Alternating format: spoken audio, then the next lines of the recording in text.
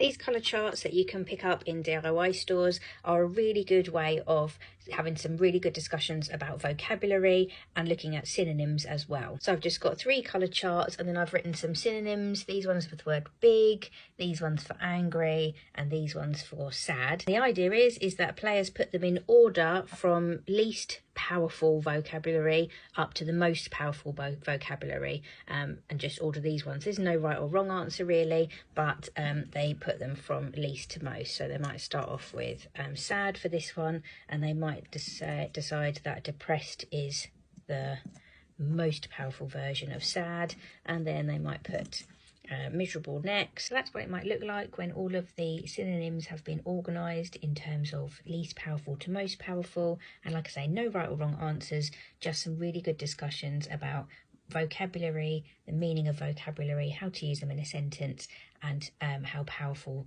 vocabulary can be as well.